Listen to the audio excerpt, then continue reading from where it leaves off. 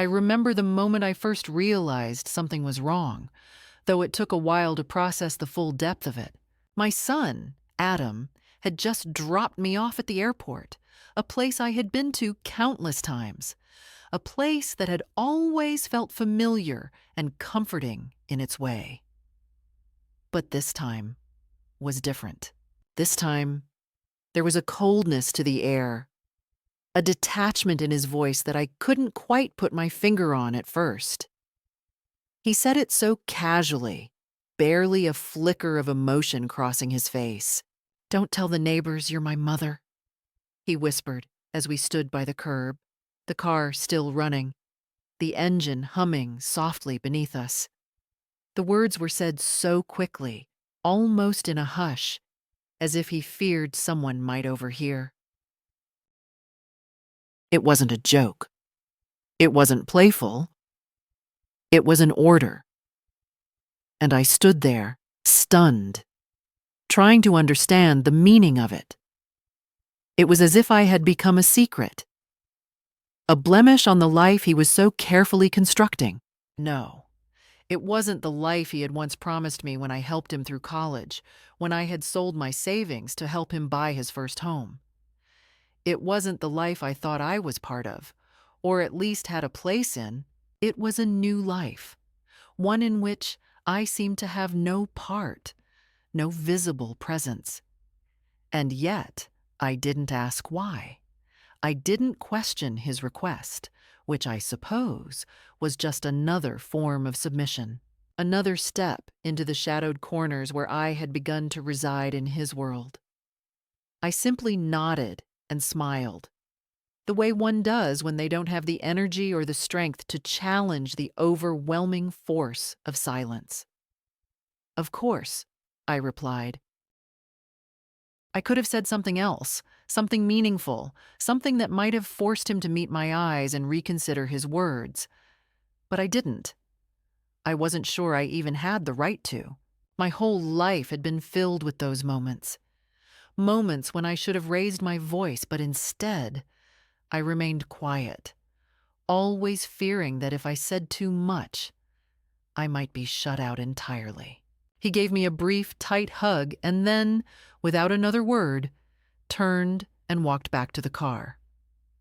Carla, his wife, sat in the passenger seat, her face an unreadable mask as she stared out the window, avoiding eye contact. She hadn't even looked at me when I said goodbye. I felt invisible, like I had been erased from their lives, my presence only lingering in the small, awkward silence that followed their departure. I watched them drive away, Adam's hand on the wheel, Carla staring ahead, as if I no longer existed, as if I had never mattered. It wasn't until the car turned the corner and disappeared from view that I finally exhaled, the weight of the moment settling on my chest like a stone. I should have known. I should have seen it coming. The subtle signs, the gradual shift in their behavior over the past few years, the dismissive glances, the curt phone calls, the way Adam would rush through conversations as if he were in a hurry to be somewhere else. It had all been building up to this point. But even now, as I stood there in the bustling airport parking lot, surrounded by strangers rushing to and fro, I couldn't quite wrap my mind around it. How had it come to this? How had I become a woman who stood on the outskirts of her own family, waiting to be called in, like an afterthought? Inside the terminal, the air felt colder still. I made my way to the lounge, just like they had told me to. It wasn't the first time I had been asked to wait. Over the years, I had become accustomed to being told to sit quietly, to be patient. "Stay here, Mom. We'll come back for you once we've checked in," Adam had said, his voice as smooth and controlled as ever. I had nodded, obedient as always. What else was there to do? It had been his idea for us to take this trip, a family vacation to Honolulu. He had insisted on it, even going so far as to pick out matching t-shirts for everyone, a gesture that was supposed to symbolize unity and togetherness. My t-shirt was bright pink, emblazoned with the words Vacation Nana in bold, cheerful letters. I hadn't liked it, but I wore it anyway. It was the sort of thing you did when your family asked, when your son wanted to give you something to wear on a trip that was supposed to be about family fun. But now, as I sat alone in that sterile lounge, I couldn't help but feel the weight of my own insignificance. The colorful t-shirt felt like a costume, one I had been asked to wear to play a role I no longer recognized. Hours passed. I watched as people came and went, their hurried footsteps echoing off the tile floors, the sounds of the loudspeaker announcing flights and departures filling the air. Time seemed to stretch, each minute more unbearable than the last. I kept my eyes on the entrance, waiting for someone to come back for me. But no one did. The television blared in the background, its flickering images casting strange shadows on the walls, but none of it mattered. The world outside the lounge seemed to move on, leaving me behind in a small, silent corner where no one seemed to notice that I was still there. At some point, I stopped looking at the entrance. I couldn't bring myself to keep hoping for something that was never going to happen. I sat in that uncomfortable chair, the words from earlier echoing in my mind. "Stay here. We'll be back." After hours of sitting there, I stood up and paced the floor. I had to do something. I wasn't sure what, but something inside me told me I couldn't just sit there forever. It was then that I asked the clerk at the front desk to page Adam. Her face was polite, but the hesitation in her eyes told me everything I needed to know. I handed over his full name and waited while she typed it into her computer. A moment passed before she looked at me, her expression softer now, a kind smile playing at the corners of her lips. "I'm sorry, ma'am, but they've already checked in for the 1:45 flight to Honolulu," she said, her voice gentle but firm. I blinked, processing the information. I asked her to repeat it, not because I didn't understand, but because I couldn't quite believe it. She did, slower this time, her eyes searching mine, as if she were trying to gauge my reaction. It was already 5 p.m., and the flight had long since departed. I nodded, a numb feeling settling in my chest. I left the desk, my mind racing, trying to make sense of what had just happened. How had this been possible? How could they have left without me? Adam wasn't careless. He was never careless. But somehow, in this instance, it felt like they had left me behind deliberately. I didn't cry. I didn't even feel angry, at least not right away. Instead, I walked to the restroom, locked myself in a stall, and sat there for what felt like hours. I didn't cry. I simply didn't have it in me. It was as if all the tears had been drained out of me over the years, little by little, until there was nothing left but an empty ache that wouldn't go away. It wasn't until later that night, when I found myself sitting in the terminal alone, that I realized something important.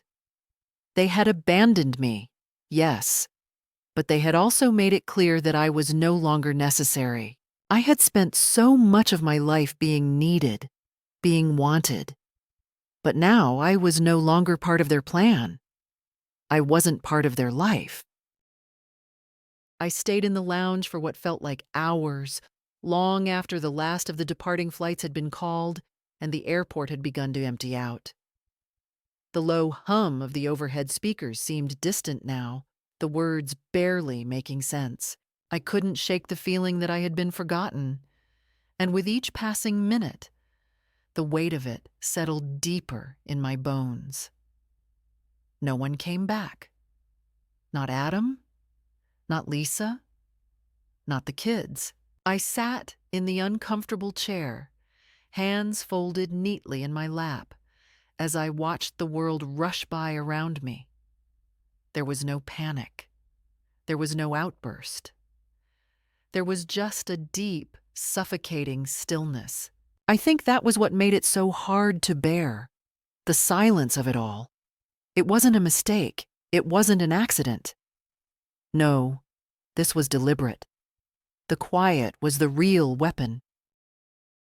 As the minutes dragged on, I began to wonder how long they would have let me sit there, waiting like a forgotten piece of luggage. How long before I would have figured out that they had left without me, that they had gone on their holiday, their family vacation, while I stayed behind, invisible, tucked away in a corner of a busy airport terminal. I knew my son, Adam. I knew his ways, his sense of responsibility. He wasn't careless. He wasn't forgetful. But he was capable of something else entirely, something darker, something that had been building up for years, a kind of quiet dismissal, a subtle but powerful neglect. And it wasn't just Adam. It was Lisa, too. The woman who had become a part of our family over the years, who had once seemed so kind, so eager to please, now barely looked at me, barely acknowledged my presence. That was the part that hurt the most. The slow erasure, the gradual fading out of my role in their lives. I sat there, hands trembling slightly, watching the people around me come and go. No one noticed me. No one cared. They walked past with their eyes fixed straight ahead, lost in their own worlds, leaving me behind like an old photograph no one cared to dust off. The last time I had seen Adam, he had been filled with that same familiar impatience.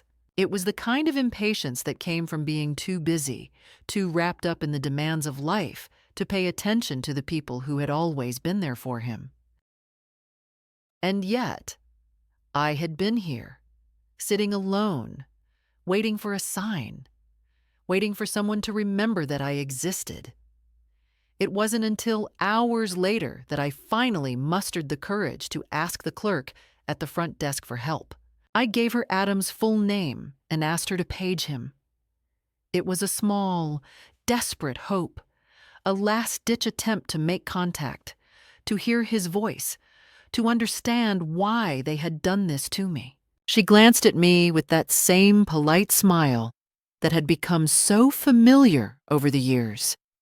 She typed something into her computer, paused, and then looked at me again, this time with something akin to pity in her eyes. She spoke slowly, carefully, as if trying to soften the blow. "Ma'am," she said, her voice gentle but firm, "I'm afraid they've already checked in for their 1:45 flight to Honolulu. It's already departed." I blinked, unable to comprehend the words she had just spoken. The flight had already left? Without me? She repeated it slowly, her tone kind, almost apologetic, but it didn't matter. The words hit me like a slap. My son, my daughter-in-law, my grandchildren. They had left without a second thought. They had boarded their flight, their vacation, their new life without me. And in that moment, I realized that I had been left behind on purpose, not by mistake, not because of some small oversight, but because I no longer mattered to them. I had been left like an old coat, no longer useful, no longer needed. I didn't cry. I didn't shout. I didn't do anything except stand there, numb. My legs felt weak and my heart ached in a way I couldn't explain. It wasn't just sadness. It was something deeper, something older, a sense of betrayal, of being discarded, of being forgotten by the very people I had devoted my life to.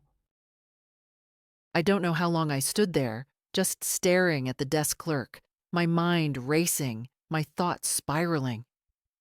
But eventually, I turned away and walked to the restroom, locked myself in a stall, and sat down. I didn't cry, though I could have. I didn't scream, though I wanted to. I just sat there, alone with the reality of what had just happened, alone with the emptiness that had settled deep in my chest.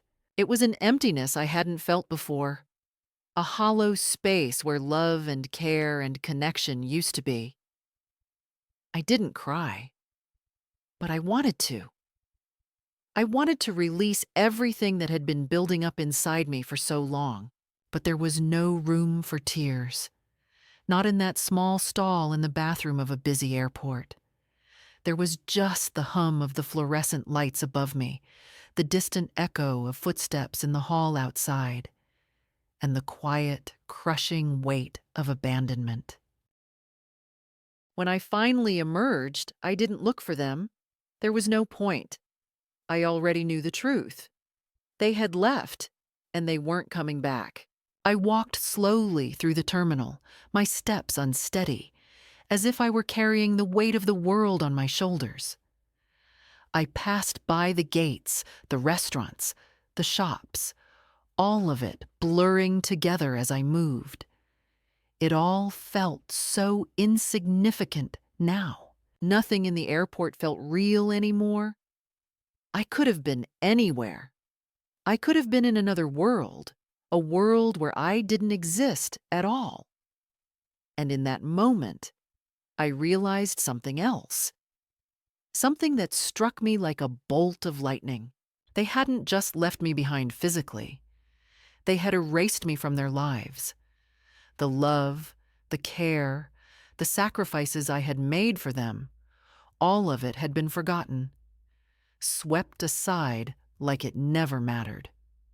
And yet, I was still here. I was still alive. Still breathing. Still capable of feeling, of thinking, of making decisions. I wasn't ready to die, not yet. But I was ready to change everything. The idea came to me suddenly, a sharp, clear thought that cut through the fog in my mind. I didn't have to stay here. I didn't have to be their abandoned mother, their neglected grandmother. I could leave. I could go somewhere else. I didn't know where, but I knew I had to move. I had to take the first step, even if it was small, even if it was just buying a one-way ticket to anywhere but here. And so, I did. I walked to the counter, asked for the next available flight, and paid for it with my own credit card, the one Adam didn't know I still had, the one I had kept hidden for years, just in case. It wasn't much, but it was enough for a ticket to Portland. I didn't know why Portland, but something in me felt that it was the right place. It wasn't Honolulu. It wasn't a vacation. It was a place where I could start over, where I could escape the life I had been living, the life where I had been nothing more than a shadow, a forgotten relic. I boarded the plane to Portland without looking back, without a second thought. I turned off my phone, refusing to check the missed calls, the messages, the texts that would come from Adam and Lisa once they realized I was gone. It didn't matter anymore. I had been left behind, but now I was walking away. The plane took off, and I watched the lights of the city below fade into the distance. The further we flew, the lighter I felt. By the time we landed in Portland, it was late, and the air was crisp, sharp, filled with the scent of rain and pine. The world felt different here, like I was stepping into a new life. One that didn't require me to be anything I wasn't. I didn't have to be someone's mother, someone's grandmother, someone's obligation. I was just me. Alone, yes, but free. And for the first time in a long while, I felt something I hadn't felt in years. I felt alive. I arrived in Portland just after 10 p.m. The airport small and quiet compared to the bustling chaos I had just left behind in Wilmington. The steady hum of the airport's PA system and the low murmur of distant conversations did little to ease the discomfort that still gnawed at me. As I walked through the terminal, I found myself moving slower than I normally would, my body reluctant to shake off the weight of the day.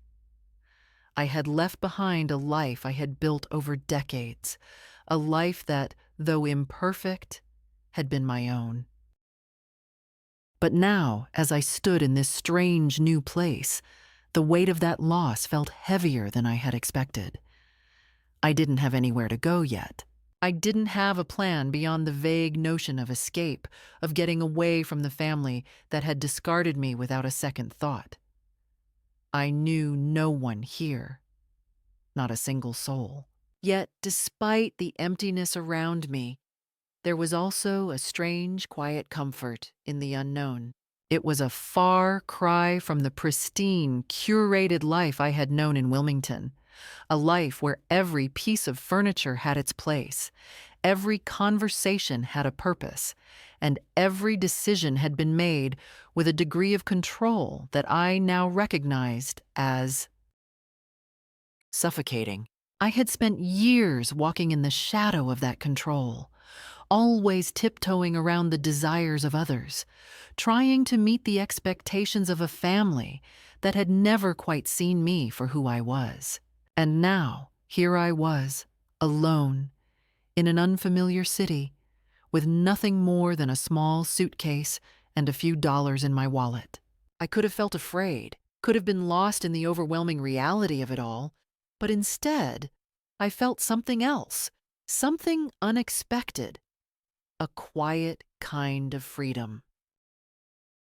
The first step I took out of the terminal was into the damp, chilly air of Portland, the cool breeze feeling sharp against my skin as I stood on the curb waiting for a taxi. It wasn't much, but it was all I had. The ride to the motel was short and uneventful, the streets outside flickering by in a blur of light and shadow. I watched the city pass, unsure of what awaited me here, but certain that whatever it was, it would be different from the life I had just left. The driver didn't speak much, and I was grateful for it. I wasn't ready to share my story with anyone yet, not with strangers, not with anyone who might try to pry into my life, ask questions I wasn't prepared to answer. The motel I had chosen was a small, no-frills place, tucked away on the edge of town. It wasn't anything special, but it was a place to rest my head, and that was all I needed. The night clerk was a young man with tired eyes, a vague, polite smile, and the kind of detachment that only comes from working the graveyard shift at a rundown motel. He handed me a key to room 207 without asking questions, and I took it without a word. I paid in cash, not wanting to leave any trace of my arrival, not yet ready for any kind of contact with the world I had left behind. My son, my daughter-in-law, my grandchildren, they didn't know where I was, and I didn't want them to. Not yet. I needed time, needed space, before I could even think about what came next. Room 207 was small, just big enough for a bed, a dresser, and a small nightstand. The air was stale, the carpet worn and faded, but it was quiet, and that was all that mattered. I put my suitcase down on the bed, and for a moment, I just stood there, staring at the room. I could feel the silence pressing in on me, but this time, it wasn't suffocating. It wasn't the silence of abandonment. It was the silence of possibility. For the first time in years, I wasn't waiting for someone else to make a decision for me. I wasn't waiting to be told what to do. I was free to do whatever I wanted.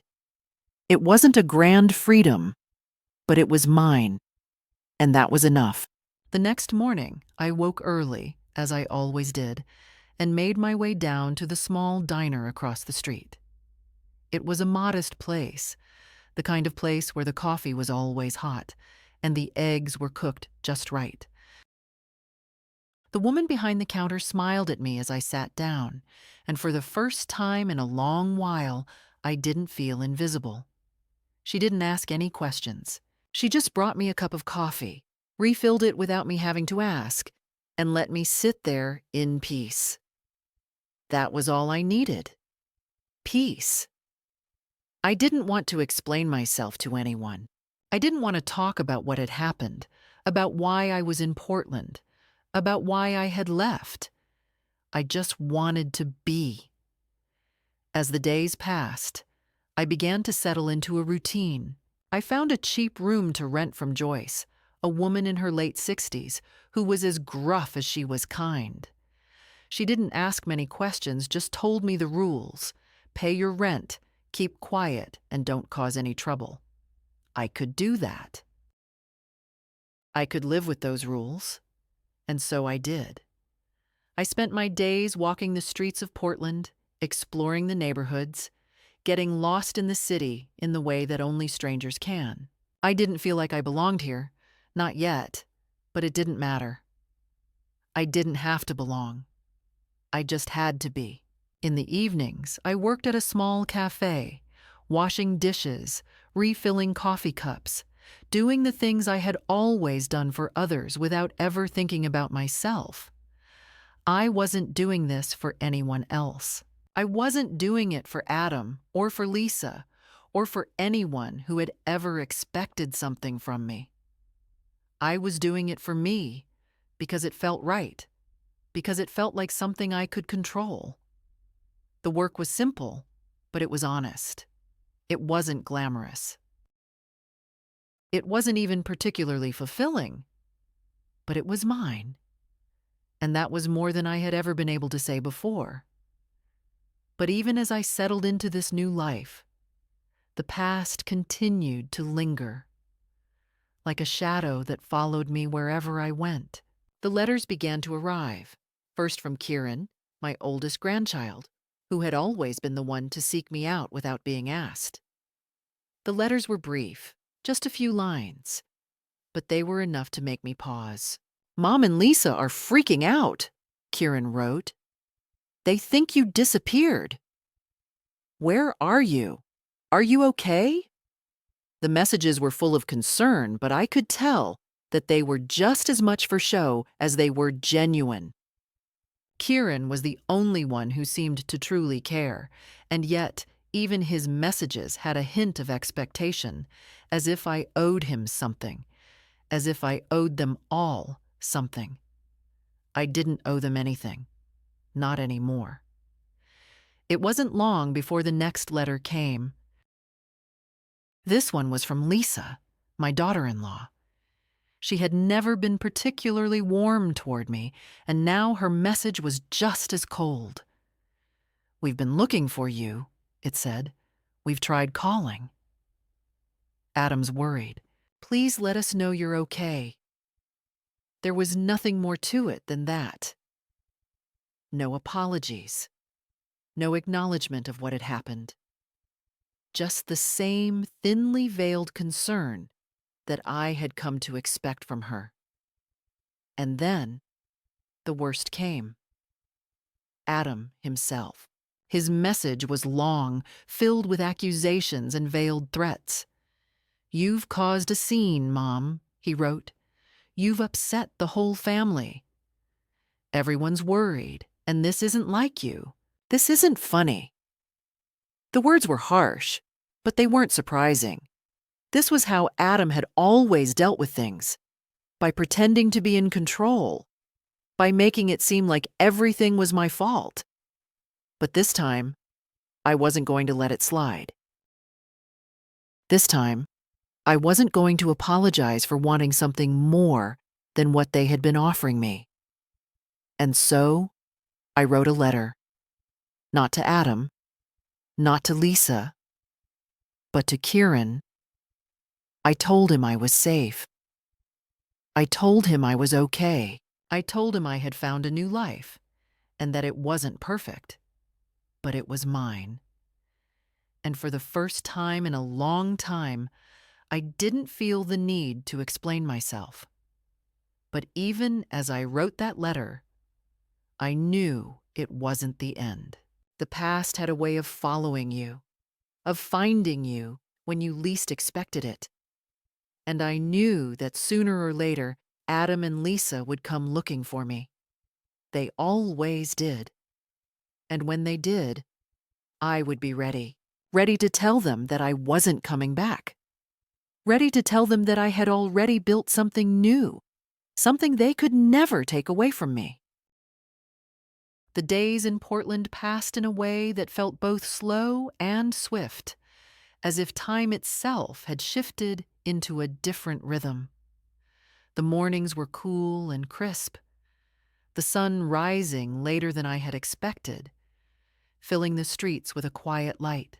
I woke each day in my small, sparsely furnished room at Joyce's, the sound of her shuffling around in the kitchen becoming my alarm clock. It wasn't much, but it was enough for now. The simple life I was living was a far cry from the chaos of my former existence, but I found myself appreciating the quiet, the absence of expectations, the space to breathe without the constant pressure of being needed by others. Every day, I walked a little further into the city, exploring new neighborhoods, getting to know Portland in my own way, at my own pace. I didn't rush. There was no need to. For the first time in a long time, I was doing exactly what I wanted. I spent a lot of time walking, my feet carrying me to places I hadn't expected. The streets here weren't like the ones back in Wilmington, where everything felt too familiar, too controlled. There was a sense of chaos in the way the buildings leaned into each other. The sidewalk cracked and uneven in places. The narrow alleyways and hidden corners that seemed to promise something if you were willing to look hard enough. Every day I saw something new. A small coffee shop tucked between two buildings, a mural on the side of a brick wall, the sign of a bookstore I'd walked by a dozen times without ever noticing. It was as if Portland had hidden its secrets from me, waiting for me to be ready to uncover them. And so, I did. I uncovered them slowly, savoring each moment of discovery. Joyce was a woman of few words, but her presence was enough. She didn't ask me questions about my past, didn't try to make me talk about why I was there, why I had left. She didn't need to. There was something about her that made me feel like I didn't have to explain myself, like I could simply be.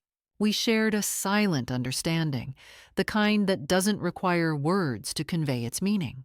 Every morning, I helped her with little things around the house, chopping vegetables for dinner, folding laundry, or just sitting at the kitchen table with a cup of coffee while she went about her day. It was routine, but it was comforting. It was the kind of quiet, ordinary life I had never known I needed until now. But even in the quiet moments, there were whispers of the past, little reminders that I wasn't truly free. Not yet. Every so often, I would get a letter from Kieran, my oldest grandson, the one who had always been the closest to me. His letters were short, simple, and filled with the kind of genuine affection I hadn't received in years. "Mom and Lisa are still freaking out," he wrote in one of them. "Dad says you've disappeared. I miss you. Please write me back when you can." His words were sincere, but they carried with them a weight I wasn't ready to bear. I hadn't spoken to Adam or Lisa since I left. I hadn't wanted to. And yet, Kieran's words felt like a lifeline, a connection to a part of my life that hadn't been completely severed. He was the only one who seemed to truly care, the only one who hadn't treated me like an afterthought. The more time passed, the more I realized how much I had underestimated the depth of my own need for human connection.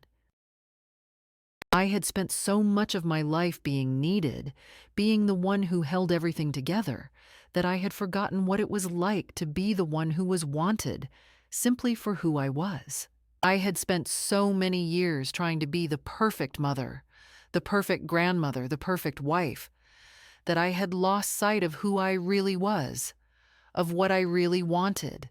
I had been so focused on fulfilling everyone else's expectations that I had forgotten my own. And now, as I settled into this new life, I was beginning to rediscover parts of myself that had been buried for years. But there were still moments, quiet moments in the early mornings or late at night when I would sit alone in my room, and I would wonder if I had made the right choice. Was this what freedom really looked like? Was this what I had been searching for all along? I wasn't sure, not yet. But every day, I felt a little more certain that I was on the right path, that I was moving in the right direction, even if I couldn't quite see where it would lead. I wasn't the same woman who had sat in that airport lounge weeks ago, abandoned and forgotten by the very people who should have loved me most. I had changed. The woman who had walked away from that life had been angry, bitter, and afraid, unsure of what the future held and terrified of what it meant to start over. But now, I was different. I wasn't afraid anymore. I wasn't angry. I had learned to accept what had happened, to accept the reality of my situation, and to move forward, even when the path ahead seemed unclear. And then, just when I thought I had finally settled into my new life, things began to shift once again. It started with a letter from Lisa, the first letter I had received from her since I left. It was a short one, full of the same thinly veiled concern I had come to expect from her. "We've been worried," she wrote. "Where are you? Adam is furious. Please let us know you're okay." There was no apology, no recognition of the pain she had caused me. Just the same old manipulation, the same old game they had been playing for years. They wanted me to come back, to return to the life I had left behind. But I wasn't ready for that. Not yet. I wasn't ready to go back to being their pawn, their responsibility, their burden. The letter from Adam came shortly after. It was more of the same, a mix of anger and guilt, as if he were the one who had been wronged. "You've caused enough trouble," he wrote. "Everyone is upset. You need to stop this. You need to come home." The words were harsh, but they didn't affect me the way they once would have. I had learned over the years how to ignore his guilt trips, how to separate myself from the emotional blackmail. But even as I read his words, a part of me couldn't help but feel the sting. It was the same feeling I had carried with me for years, the sense that no matter what I did, no matter how much I gave, it was never enough. And now, as I sat in the quiet of my room, I realized that I had given everything I could. I had given up my life for them, for Adam, for Lisa, for the grandchildren. And in return, I had received nothing but manipulation and neglect. I didn't respond to their letters. I didn't even acknowledge them. It wasn't worth it. But I couldn't ignore the ache in my chest, the small, persistent reminder that they were still a part of me, still a thread that tied me to a life I was trying to escape. I knew that I couldn't keep running from the past forever, but for now I could keep moving forward, one step at a time, and find my own way, without their interference, without their control. The days that followed seemed to blur together. I had settled into a rhythm here, in this small corner of Portland that was rapidly becoming my refuge. Joyce's house, while humble and slightly run down, felt like a sanctuary. Every morning, I made my way to the small cafe down the street to begin my shift. I wasn't sure why I'd started working there, but there was something about the simple, repetitive nature of the job that brought me comfort. Perhaps it was the familiarity of it, the quiet satisfaction of doing something useful, of being needed in a way that didn't come with emotional baggage or expectations. The work was nothing extraordinary, serving coffee, clearing tables, wiping down counters. But it was my choice, my decision, and for the first time in a long time, that felt empowering. I had learned how to find joy in the small things: the quiet hum of the espresso machine in the morning, the light in the cafe that shifted with the changing weather, the way the air smelled after a rainstorm. It was a simplicity I hadn't known I craved until I experienced it. And yet, despite the contentment I had found in these small pleasures, there were still moments when the weight of the past pressed down on me. Moments when the letters from Adam and Lisa would arrive. Each one another reminder of a life I had tried so hard to leave behind. The letters had started to take on a familiar tone, one of guilt and manipulation, as though they expected me to fall in line, to return to the fold, to become the woman I had always been for them. The letters were filled with accusations and thinly veiled threats, the kind of messages that played on my emotions, hoping to draw me back into their control. "We need you, Mom," Adam wrote. "The kids miss you. This isn't healthy, you know. You can't just disappear like this."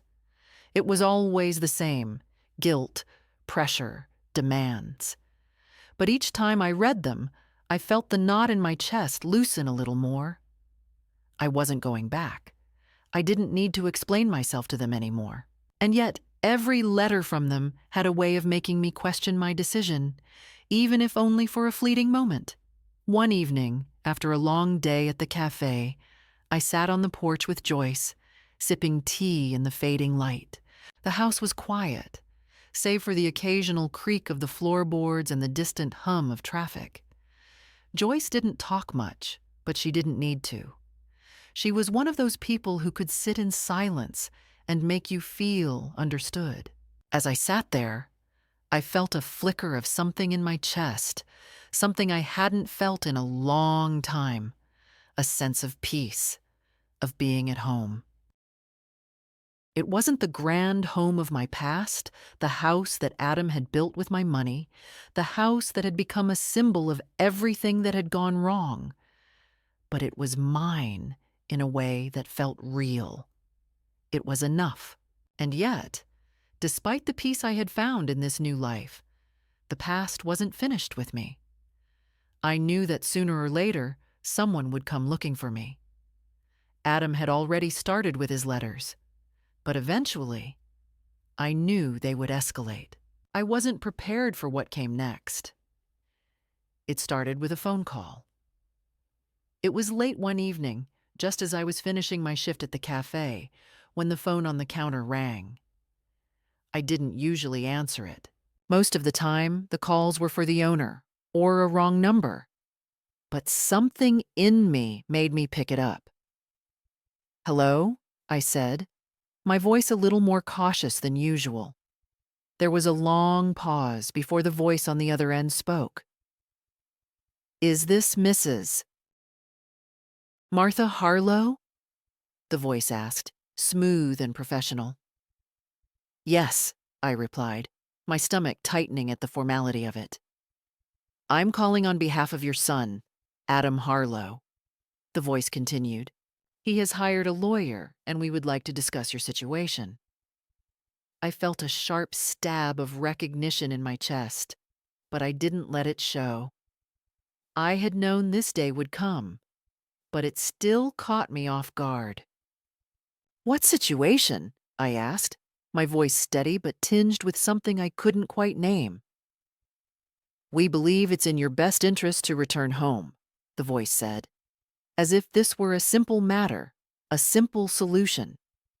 There are concerns regarding your well-being, your finances, and your ability to care for yourself. We would like to arrange a meeting. My mind raced, but I kept my voice calm. I don't need any assistance, I said. I'm fine. There was a pause, and then the voice spoke again, more insistent now. Mrs. Harlow, we understand that this may be difficult, but we're only trying to ensure that you're being taken care of.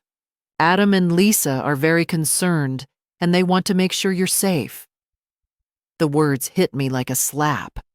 It was the same old story, the same manipulative tactic they had always used.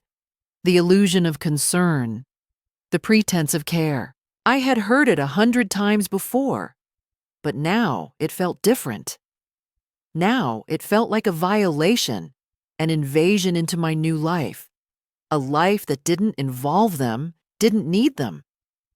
I didn't answer right away. I needed a moment to collect myself. Finally, I spoke, my voice steady. I'm not coming back, I said, the words coming out more forcefully than I expected. I've made my decision, and it's final. There was a long silence on the other end of the line, and then the voice replied, colder now. We will be in touch, Mrs. Harlow. And with that, the call ended. I stood there for a long time, staring at the phone in my hand, the words echoing in my mind. We will be in touch. The message was clear. They weren't finished with me yet. They weren't going to let me go so easily. I wasn't sure what they would do next, but I knew it wouldn't be the end. I had taken a step toward freedom, but I was realizing just how much it would cost to truly break free. The past was relentless. Over the next few days, I began to notice small things that hinted at the growing pressure. I would find strange numbers on my phone bill, numbers I didn't recognize, numbers that belonged to private investigators, or perhaps even lawyers. There were letters from Adam's lawyer that came in an official-looking envelope, sealed and stamped, demanding that I respond to their inquiries. The letters were polite, but they carried an unmistakable sense of threat beneath their formal wording. They tried to make it sound like a simple request, but the message was clear. Come back or face legal action. I knew they were doing this to force me back into the life they had chosen for me. They were trying to wear me down, trying to make me feel guilty for choosing to live for myself instead of for them. But each letter, each phone call, each demand only strengthened my resolve. I wasn't going back. I wouldn't let them pull me back into their web of control. One day, after another letter arrived, I sat at the small kitchen table in Joyce's house, staring at the page in front of me. I was tired of the letters. I was tired of the games they were playing. It wasn't about care anymore. It wasn't about concern. It was about power, about control, about making me feel like I didn't have the right to choose for myself, and I was done with it. The next morning, I went to the local bank, my heart pounding in my chest. It wasn't a decision I had made lightly, but it was one I knew I had to make. I walked up to the counter, handed the teller my identification, and asked for a transfer. It wasn't a large amount, but it was enough. Enough to send a message. Enough to show that I was still in control, that I still had power over my own life. Who is the recipient? The teller asked, her voice polite and professional. Kieran Harlow, I said, my voice steady. My grandson. I handed her the routing information he had included in his letter. The teller typed the information into the computer, glanced at me, and then finished the transaction. All set, she said, handing me the receipt. You're the first person I've seen in months send money without strings attached. I smiled slightly, the weight in my chest lightening just a little. It wasn't much, but it was a start. It was a small act of defiance, a way of saying that I was still in charge of my own life. As I left the bank, I couldn't help but feel a small surge of pride. They had tried to break me, to drag me back into their world, but I had found my way out, and now, with that small transfer, I was helping the one person who had never seen me as a burden, never treated me as a problem to be solved. Kieran had always understood me, even when the rest of the family had abandoned me. That simple transfer felt like a promise that I would never again let anyone take away my freedom. But even as I felt that small victory, I knew the battle wasn't over. Adam and Lisa would not give up. They would keep trying, keep pushing, until they had me back where they wanted me. But I was ready for whatever came next. I had made my choice. I had stepped into my new life, and nothing, no one, was going to take that away from me. The letters from Adam and Lisa kept coming, and with each one, the pressure grew heavier. They didn't stop at trying to guilt me into coming back. No. Now they were using their connections, their power, to try and force me. I could feel the weight of their reach, a pressure that stretched across the miles between Portland and Wilmington. Every morning I woke to the same sinking feeling. They were trying to get me back, pulling at the strings of my life in ways I hadn't anticipated. But as the weeks went on, I found something inside me that I hadn't known I still had, an unwavering resolve. I knew what they were doing. They had hired a lawyer to handle their case against me, a slick, cold professional who sounded like he had one job: to break me. At first, the letters were tactful, carefully worded and polite. They tried to make it sound like it was all for my own good, as though they were just concerned about my well-being, about my safety. But it wasn't about my safety. It wasn't about concern. It was about control. They were trying to erase the decision I had made to walk away from them, to reclaim my life. They wanted me back in that place where I had been nothing more than a shadow, always present, but never truly seen. The first letter from their lawyer arrived one morning, its cold, formal tone cutting through the quiet of my room. It was long, filled with legalese and implications, but the message was clear. Return to Wilmington or face legal action. They had threatened me before, but now they had a lawyer to back them up, to make the threat seem more real, more dangerous. The letter made it clear that I was no longer in control. But as I read it, something inside me hardened. They thought they could scare me back into submission.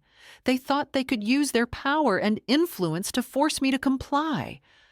But I wasn't going to let them. Not anymore. I didn't respond to the letter. I didn't even open the second one that arrived, or the third. Instead, I focused on the life I had built for myself here. Joyce had become more than just a housemate. She had become a companion in this quiet rebellion I was living. We didn't speak much, but there was a bond between us, one that didn't need words to be understood. She had lived her life on her own terms, too.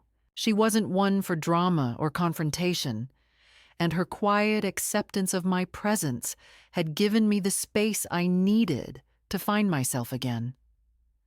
But I knew that the quiet wouldn't last forever. Adam and Lisa weren't going to stop. They weren't going to stop until they had me back, until they had me under their thumb again. It was late one afternoon when the phone rang. The sound was jarring, breaking the stillness of the house, and for a moment I thought about not answering it. I had grown used to the silence, to the peace, and the thought of re-entering the storm of my old life felt like stepping back into a nightmare. But then I picked up the phone anyway. I didn't know why. Maybe it was the simple act of answering that made me feel like I was still in control, that I wasn't afraid to face what came next.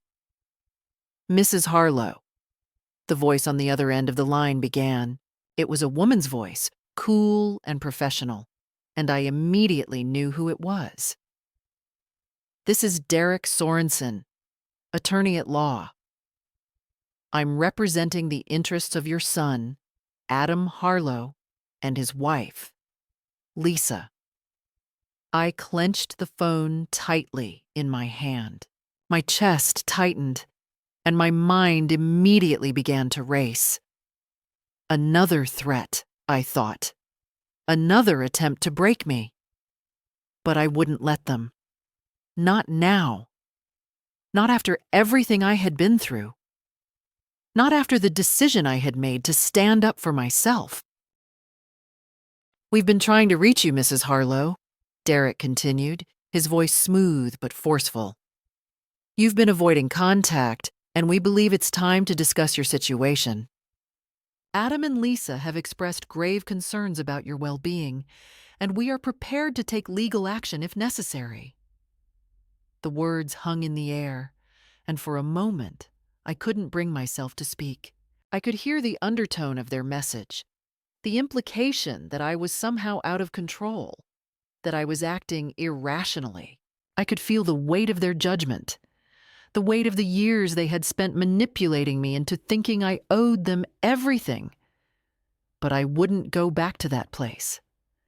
I wouldn't let them take control of me again. "I'm not coming back," I said, my voice steady but firm. I could hear the shock in Derek's silence. "I'm fine. I don't need you or Adam or anyone else to decide what's best for me." There was a long pause, and I could almost hear him calculating his next words, deciding how best to respond. "Mrs. Harlow," he finally said, his tone cooler now, "you're making a mistake. Adam has every right to be concerned. This is not the life you should be leading. You need to come home. We can help you." "No," I said, my voice stronger now. "I'm not coming home. This is my life, and I'll live it on my terms. You can tell Adam and Lisa whatever you want, but I'm done. I'm not their responsibility anymore. I'm not anyone's responsibility anymore. I've made my choice." There was a silence on the other end of the line, a silence that seemed to stretch out forever. Then, finally, Derek spoke again, his voice softer now, but still laced with authority. "We'll see about that, Mrs. Harlow," he said. And with that, the line went dead. I put the phone down slowly, my hand trembling slightly as I stared at it, the reality of the situation settling heavily on me. They weren't going to stop. They weren't going to give up. But I wasn't going to back down either. I had made my decision, and no one was going to take it away from me. I didn't know what would come next, but I knew that I couldn't stay in hiding forever. I couldn't let them keep pushing me, couldn't let them wear me down with their threats and their guilt. I had to take control once and for all, and so I made another decision. A decision that would change everything. I would not wait for them to come to me. I would not let them dictate the terms of my life any longer. I would go to them. I would stand before Adam and Lisa face to face, and I would tell them the truth. I would tell them that I was done being their pawn, that I was done living for them. I would no longer be the woman who waited for permission to exist.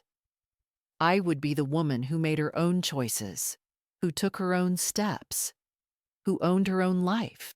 It wasn't going to be easy. It wasn't going to be painless. But it was the only way forward. I couldn't keep running. I couldn't keep hiding. I had to face them. And when I did, I would stand tall. I would no longer be the woman they had left behind in that airport lounge. I would be the woman who had walked away and found a new life for herself. The woman who had chosen freedom, even when it had cost her everything. The decision had been made. I knew I couldn't keep running, couldn't keep hiding from what needed to happen. The tension that had been building for months now seemed unbearable, but it was also a weight I couldn't carry forever. The family, my son, my daughter-in-law, all of them had thrown their accusations, their manipulations, their guilt at me, hoping I would break, hoping I would bend to their will. But something had shifted inside me, something irreparable. I wasn't afraid anymore. I had nothing left to lose, and that, in itself, was the most liberating feeling I had ever known. I wasn't going to go back to that life where I had been silenced and suffocated by the people who were supposed to love me most. I wasn't going to be their project, their responsibility, their burden. I was done. It had taken me a long time to get to this point, but I finally understood that I wasn't just walking away from them. I was walking towards something I had denied myself for so long. My own life. The decision to confront Adam and Lisa wasn't made lightly. I had spent countless nights awake, staring at the ceiling, imagining what it would be like to face them again. Would I finally get to tell them everything I had kept buried all these years? Would they hear me? Would they understand what I had done? Or would they continue to see me as a problem that needed to be fixed? I didn't know what the outcome would be, but I knew that I had to do it. For my own peace of mind, for my own dignity, for my own freedom. I booked the flight to Wilmington, unsure of what to expect when I arrived. I had no idea how Adam and Lisa would react. The lawyer had made it clear that they expected me to return, but the reality of that request was no longer something I could entertain. I knew that I had taken back control of my life, but I also knew that this final confrontation would be the true test of my resolve. The moment I stepped into that house, the moment I saw their faces again, would everything change? Would I fall back into the pattern that had defined my relationship with them for so long? Or would I stay strong, hold on to the person I had become in Portland? The flight was long, but my mind stayed busy, replaying the arguments in my head, trying to prepare for every possible outcome. I thought about Kieran and the small connection we still shared, a thread of warmth in the coldness of the family dynamic. He had written to me a few more times, and each letter had been a lifeline, reminding me that there were still people who cared, people who didn't see me as a nuisance or an obligation. He wasn't caught up in the game of power that Adam and Lisa had been playing. He had simply loved me for who I was, and that was something I didn't take lightly. As the plane descended into Wilmington, I felt a tightness in my chest. It wasn't fear, not exactly. It was more like the sense of standing at the edge of something huge and daunting. The moment of truth was coming, and I couldn't turn back now. I could feel the weight of the past pressing down on me, the weight of years spent making myself small, making myself invisible, just to keep the peace. But I wasn't that woman anymore. I wasn't the woman who hid her feelings, who kept quiet and did what was expected of her. I had learned how to be honest with myself, to be honest about what I wanted, and that had made all the difference.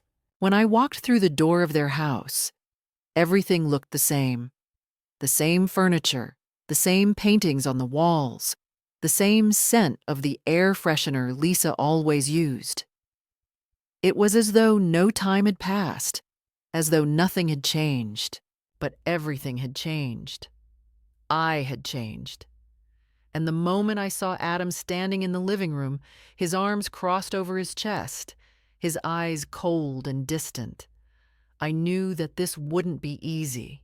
He hadn't moved an inch since the last time I had seen him. He was still the same, demanding, controlling, and convinced that he knew what was best for me. "Mom," Adam said, his voice flat, devoid of the warmth I had once hoped for. "You're here. We didn't think you'd actually show up." "I needed to," I said, my voice steady, despite the rush of emotions threatening to overtake me. "I needed to see you both." Lisa stood by the kitchen doorway, her arms folded, her face unreadable. She hadn't changed either. She looked the same as she always had, distant, detached, as if she were waiting for something to happen, but unsure of how to react. I could see the anger in her eyes, the way she looked at me as though I were an inconvenience, a mistake they had to fix. It was that same cold, judgmental look that had been there all those years ago. Nothing had changed, except for me. "Why are you here, Mom?" Adam asked, his voice a little sharper now, a little more impatient. "We've been trying to get through to you, trying to get you to understand. You don't belong here, living like this. You need help." "No, Adam," I said, my voice stronger now, the words coming more easily. "I don't need help. What I need is for you to understand that I'm not your responsibility. I'm not a problem for you to fix. I'm living my life, and I'm doing it on my terms. I didn't come here to fight with you. I came here to tell you that I'm done. I'm done being the person you try to control, the person you try to fix. I'm not that woman anymore." There was a moment of silence as Adam absorbed my words, his face flickering with something between frustration and disbelief. "You think it's that easy? You think you can just walk away from us like this, and it won't have consequences? You're wrong, Mom. We're your family. We're the ones who've taken care of you, and this is how you repay us?" "No," I said, shaking my head slowly, trying to keep my voice steady. "This isn't about repayment. This is about me taking care of myself for once. I'm not here to make things right between us, Adam. I'm here because I needed to tell you the truth. I've spent my entire life doing what was expected of me, doing what you and Lisa wanted, but I can't do that anymore. I can't keep living for you. I need to live for me." Adam's face twisted with anger, his hands balling into fists at his sides. I could feel the tension in the room rising, the air thick with unspoken words, unspoken regrets. But I held my ground. I wasn't going to let him intimidate me anymore. I wasn't going to back down. "I don't want to be your burden anymore, Adam," I said, my voice clear, firm, and resolute. "I've lived my life for you, for Lisa, for everyone except myself. But that's over now. I'm living my life, and I'm doing it on my own terms." The silence that followed felt deafening, and for a moment, I thought he might say something more, something to make me doubt my decision. But he didn't. He just stared at me, his expression unreadable, his fists still clenched at his sides. Lisa, who had been silent this whole time, stepped forward, her gaze fixed on the floor. "I don't know what you want from us," she said, her voice low and distant. "We've tried to help you.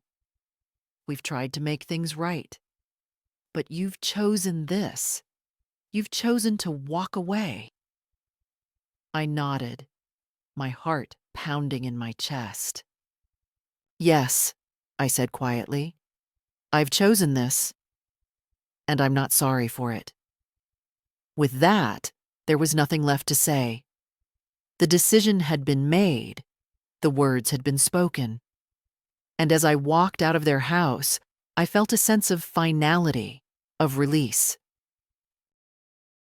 I was no longer bound to them, no longer living in their shadow. I was free, and that was all that mattered.